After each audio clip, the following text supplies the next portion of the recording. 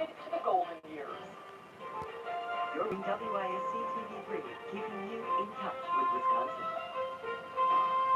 This is News 3 at 10. Good evening, everyone. A sigh of relief around the world tonight as a deal has reportedly reached that saves Iraq from a U.S. military strike. Byron Pitts joins us now with the latest. Baghdad and face-to-face with the Iraqi president. Good evening from Washington. Now that there's a deal, the question tonight, will the White House buy it? UN spokesman Fred Eckhart delivered the message, but it was UN Secretary General Kofi Annan who did the heavy lifting. His 11th hour journey to Baghdad and face-to-face with the Iraqi President Saddam Hussein now appears to have paid off. The two men have agreed Iraq will allow UN weapons inspectors to search presidential palaces and other sensitive sites for chemical and biological weapons. With diplomacy, Annan managed to get what the U.S. was prepared to take by force. Pleased with the text. We expect that the text would be acceptable to the permanent members, to all 15 members of the Security Council. Still, until the deal is signed, sealed, and accepted by the Clinton administration, U.S. warships stand ready in the Persian Gulf. U.S. troops stand by in Kuwait. If it's an all-out resolution, it'll increase my mood tremendously. It would definitely be a morale booster. You know, everybody would hope that we can find a diplomatic solution because nobody wants to go to war. Nobody wants any further conflict. In Washington, anti-war protesters shouted at President Clinton as he left church Sunday. For now, the administration's position remains wait and see. We have to be very cautious in not having unrealistic expectations or get so anxious over the breakthrough that we omit to look at the details of the proposal. With the deal in hand, Kofi Annan will return to New York for a meeting with the UN Security Council on Tuesday. It's a deal President Clinton will likely comment on sometime Monday. Byron Pitts, CBS News, Washington. Thank you, Byron. A sentencing date is expected to be set this week for convicted killer Ramon Sanchez Diaz. Diaz was found guilty last night of first-degree murder for the death of his neighbor, Dorothy Kern. After the verdict was read, an emotional Diaz became enraged and overturned the defense table. It took several deputies to remove him from the room. Diaz continues to maintain his innocence. UW-Madison is the only public university in the nation without a student-run radio station. The university hopes to change that soon, but a group of residents in the town of Montrose may stand in the way. Rick Bloom explains. When this first all started, I would have never guessed it would have came this political. Mario Goebel is a dairy farmer. He doesn't know much about radio, but when the UW told him they wanted to build a student radio station, he listened. That's because the FCC said the only place they could build the necessary tower for the station was within 1 mile of his farm. So he decided to rent them the land. I make my living here, and it would help me support some extra income. But some of Goebel's neighbors in the town of Montrose don't like the idea of a 400-foot tower being built here. They say it will ruin their view of the country. So the Montrose Town Board unanimously agreed to ban the building of towers in their community. We want to maintain a rural environment as much as we possibly can, and this we believe would be too great an impact. On a personal level, would be taking away from the night sky, and that's my primary concern about it. But some students have worked 4 years trying to get the radio station, WSUM, on the air. They've had to broadcast on the internet until they got their tower. They don't think stopping the tower was fair. And to know that a group of people, for aesthetic reasons, want to shut us down, it hurts. I mean, it almost feels like I've wasted time here. But they've tried to present us as being somebody who's been bullying and unwilling to work with them. We've reached out to work with them. So the station will go to the county's Zoning and Natural Resources Committee Tuesday to try and get them to overrule the town. Until then, Mario Goebel will have to wait, and so will WSUM. On the Night Beat, Rick Bloom, WISC News 3, town of Montrose. The town says if the committee approves the tower, it may take the university to court to stop it. Classes are canceled again tomorrow in the Racine School District. After 13 hours at the bargaining table over the weekend, negotiators failed to resolve the contract dispute. Talks won't resume until tomorrow morning, and there is no timetable in place for returning to school. The major sticking point is teacher pay. The tiny Jefferson County community of Helenville is grappling with a big septic problem. Residents are looking for help that the state may not be able to give them. Nearly half of the septic systems in the unincorporated village have failed. A proposal to build a multi-million-dollar sewer system was defeated a year ago, and now local officials are searching for less expensive options. They want state money, but the state says Helenville does not meet income requirements. According to one lawmaker, changing the law isn't going to happen. Then other legislators are going to come in and say, well, then take care of my problem too. And that's why the income limits are there, because the state just does not have the money. The village has already spent about $400,000 on studies and legal fees. The baby boom generation is moving toward retirement, and many wonder how they'll manage. Coming up next on News 3 at 10, a boomer's guide to the golden years.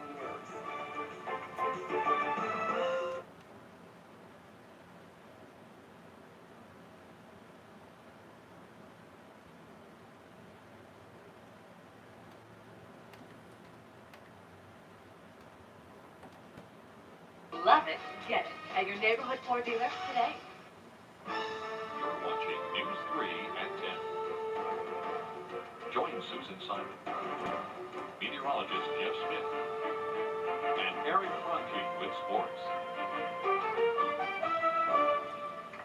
This week on News 3 at 6, Joel Despain begins a three-part series titled A Baby Boomer's Guide to the Golden Years. Tonight he previews for us some of the things we'll learn about as a large segment of society edges towards retirement. We suspected it, but weren't really sure when we started looking at putting together a retirement guide for baby boomers. This is a hot topic. It's a very timely topic because there are 76 million baby boomers, now 51, so we're aging, and we're healthier, we're going to live longer, we're more interested in doing lots of different things. We haven't planned to work for the same company for 30, 40 years. So the so-called retirement years are going to be very different. And if you get in the habit of just kind of thinking analytically about, okay, what am I all about? What do I like to do best? What do I do best? When do people seem to be helped by me? It gives you tremendous guidance for your future. You'll get advice from those in the so-called geezer generation who career consultants say boomers should be looking to as guides. We put ourselves in boxes very often and think that we have no choice. But I think there is a choice. And maybe the boomers need to sit back and look at what they're doing now and say, is this really what I want to do? We'll also take a look at saving for the golden years, something at which boomers are notoriously not very good. Spend less than you earn, pretty basic, and determine those risk tolerances and define your objectives, and do a little bit, do something every month. Boomers know all too well that's not easy. Yeah, they'll be in college before we retire. So we've started that a little bit, but not nearly enough, not nearly what they say. By the time the O'Keefes hit 65, experts say retirement is going to look a whole lot different. We'll show you how to survive. It's a boomer's guide to the golden years, starting Monday on News 3 at 6. Well, today it felt like spring arrived, didn't it? But will it stay? Jeff Smith has our forecast next. And after sports, putting a brand new shine on an old state treasure.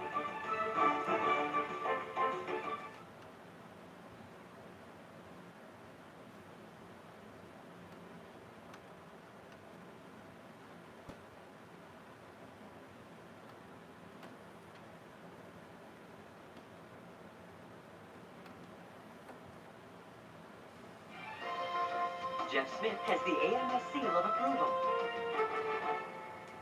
You know, the only thing I was worried about this El Nino season starting last fall is that it would turn out to be the biggest hype of the century with all the press reports and what was to be expected with El Nino. We as meteorologists certainly hope it was going to come true, and boy, it certainly has come true the last couple of months. Signs of spring around southern Wisconsin today. I had this list at 5:30 and got a couple of calls since then and had to update it. We have reports of tulips and caterpillars, robins. The frost is gone, which is pretty amazing for the end of February. That's about a month ahead of schedule.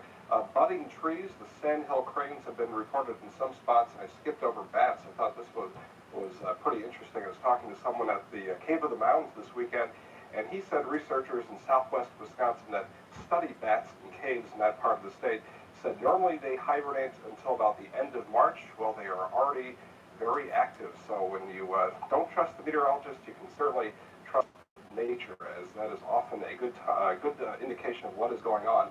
Spring with our weather spotters, low to mid-50s from Dodgeville to Jefferson to Portage, a little cooler to the north, 49 degrees this afternoon in Platteville, and 56 in Beloit, one of the warmer readings we did see earlier today.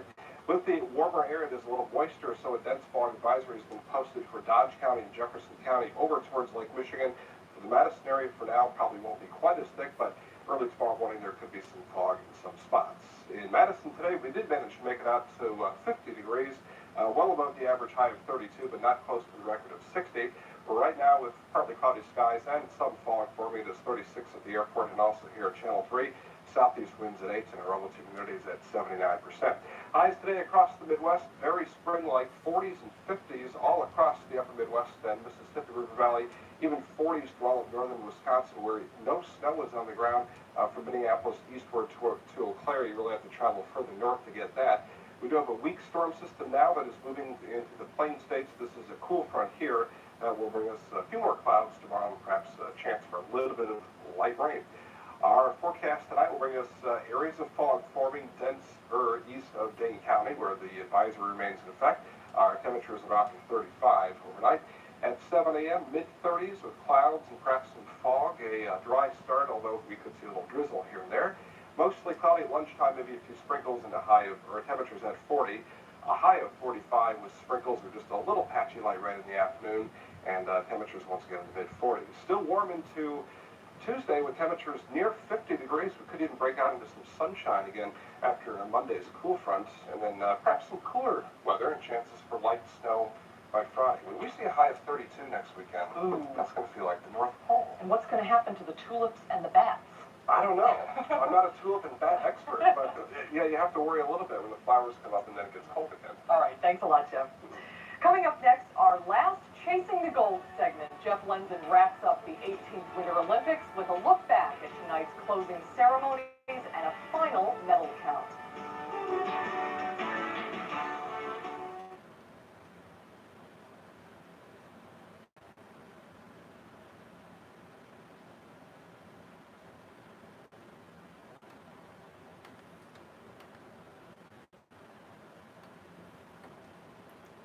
See.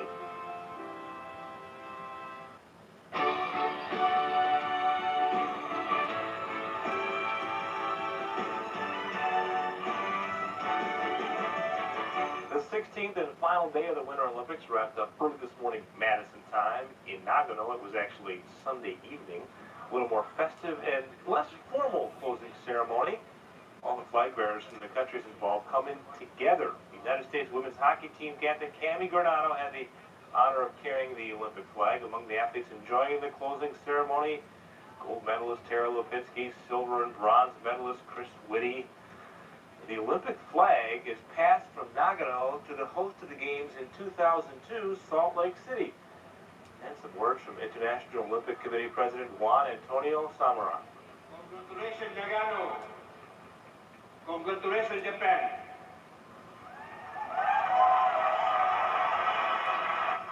You presented to the world the best organization in the history of the Olympic Winter Games. And of course the Olympic flame extinguished, and after that, it's party time. Fireworks and dancing by the Olympic athletes celebrating the end of the games. The final Olympic event at the Olympics wrapped up early this morning, the gold medal men's hockey game between Russia and the Czech Republic. And Czech Republic goalie Dominik Hasek had to be the MVP of the tournament. He was brilliant again today against the Russians. The Czech Republic had several chances in this when Jaromir Jagr's shot went off the post. The Czechs finally got on the board in the third period on Peter Svoboda's goal. And the Czechs beat the Russians 1-0 to win their first ever gold medal in hockey. Finland took home the bronze. And while the hockey players were celebrating on the ice, this was a scene in Prague where they take their hockey very seriously. About 7,000 people gathered in the Old Town Square to celebrate the win by the Czech Republic. The final medal count has Germany taking home the most gold and most medals overall with 29, followed by Norway and Russia. Pretty good Olympics for the United States, 13 medals, including 6 gold. That ties their all-time record for medals at the Winter Games. And the United States women's hockey team took home the first ever gold medal in women's hockey at the Olympics, and now they're the first women's hockey team on a cereal box. WISC has chosen the hockey team for its commemorative Olympics cereal box, and that will be coming to a grocery store near you by March 2nd. Eric's up next with the rest of today's sports. Dick Bennett makes some changes to his starting lineup, and Badger Ball puts the finishing touches on its regular season highlights straight ahead.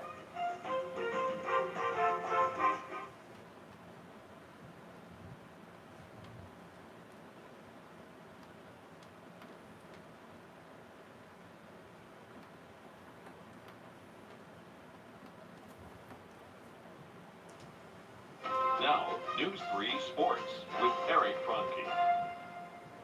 The Badger Ball win today in their final regular season game to give Coach Jane Albright-Dieterle her third 20-win season. And maybe with some help from other teams, Wisconsin gets a first-round bye in the conference tourney that starts Friday. Katie Voigt getting the Badgers on the board, first hitting the 3-ball. It was 3-2 Wisconsin. Penn State's Lisa Sheff matches Voigt with a triple of her own. This one is tied at 11. Back come the Badgers. Voigt looks and finds LaTanya Sims, and the freshman registers 2 of her 13 points. And Ann Claperick, just the 4th player in school history with 1,500 points when she drops it. The deuce here, Wisconsin up 17 at halftime. Then Penn State makes a game of it. Christine Portland drives and hits. The Lions within 8, but it's a career night for Voigt. 29 points, a career high in her final regular season game as a Badger. And senior Jenna Hartwig getting involved. A nice pass to LaTanya Sims. She'll finish. The Badgers finish 20 and 8. Katie Voigt was the difference. It was my final game. I just didn't want to lose, period. I didn't even know I was scoring that much. I think the free throws probably thought all that, and my teammates just got me the ball when I was open, and that helps a ton. It's just a day that a coach is very, very happy. We've got 20 wins.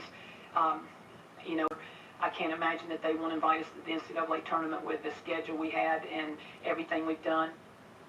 Wisconsin faces Minnesota Friday in Indianapolis, the Big Ten Conference Tournament, same team that knocked them out last year. The Badgers could have gotten a bye in round 1 of the tourney if Illinois at Purdue. The Illini need a bucket. They go to Ashley Berggren, and she'll hit it here. 12 at the half, under 10 seconds, score tied. Katie Douglas for Purdue will hit the rim. The Boilers go up 2, and then the last chance for Illinois, but Berggren's shot is off the mark. Purdue goes on to win, costing Illinois a share of the Big Ten crown in the regular season. And Wisconsin, a first-round bye in the conference tourney. Indiana wins today and gets a bye. Michigan loses. Iowa wins the Big Ten regular season title. Conference USA action. Marquette tops Paul. Well, the final home game for the Badger men is Wednesday against Ohio State. When they take the floor, one Badger makes his first career start on senior night. Brian Brainey starts his final game in a Badger uniform. I will start all of our seniors. I've done that as long as I can remember. And so for me, it's going to be a personal thrill to see a kid like Brian Brainey get a chance to start a game in the Big Ten, a place he's labored so hard to help. He's such a beautiful human being, and I want him to have that opportunity. Of course, Booker and Sean Doherty, those are our 3 seniors, but they have started. It's Brian I'm going to get excited for. Enjoy our only Brian Brainey highlight once more. In 4 years, he's seen exactly 1 hour of playing time, 29 career points. Iowa trying to end Illinois' Big Ten title hopes today. They can share the title with Michigan State still. Dean Oliver to Ricky Davis for the jam, and Iowa is up 1. But the Illini come back. Matt Heldman, the 3, 79-72, Illinois, a winner. The band was M-Go blue in the face today in Ann Arbor. They played so much. Michigan all over Indiana. Robbie Reed, the Robert Tractor Trailer for the jam. He had 22. Michigan beats Indiana 112-64. Marquette visiting Coach Seth Greenberg in South Florida. The Golden Eagles' Brian Wardle tied up at 51 with this rebound putback, but The other end, Scott Johnson. He'll go glass on the 3 ball. That lifts South Florida past Marquette 57-53. And Marquette's next game is Wednesday at the Kiel Center in St. Louis. The nation's top freshman, Larry Hughes, and his Pelicans. You can catch it live at 7 o'clock on our sister station, TVW. The Bucks await the return of Terrell Brandon. His bum ankle sitting him down for the 7th straight game today. He watches as the Bucks face his former team, Cleveland, in Milwaukee, looking to avenge a loss to the Bucks last week. Ray Allen can't get this one to fall, but Glenn Robinson there to clean it up. Big dog grabs the board, gets the hoop to his game high, 29 points. Cavs swinging it around the perimeter. Sean Kemp will bury the jumper from just inside the 3-point line. Bucks up 3 late. Ray Allen's going to seal the deal with a tough ball away. Bucks win 79-71. The Green Bay Packers don't appear to be in a hurry to sign free agent left guard Aaron Taylor. Only Philadelphia has expressed any interest in the former first draft pick. Taylor worked out for the Eagles Friday as a possible replacement for former Badger lineman Joe Panos, who signed with Buffalo Thursday. Taylor has not been offered yet by Green Bay. The good old boys of NASCAR visit Rockingham, North Carolina today. Jeff Gordon, he had car problems last week, not today. I think this here is what they call road rage. Ernie Irvin, Steve Park driving a bit too close, knocking both from contention. The Rainbow Warriors, they would not be denied. Jeff Gordon gets the checkered flag, his first of the year. Rusty Wallace second, now the points leader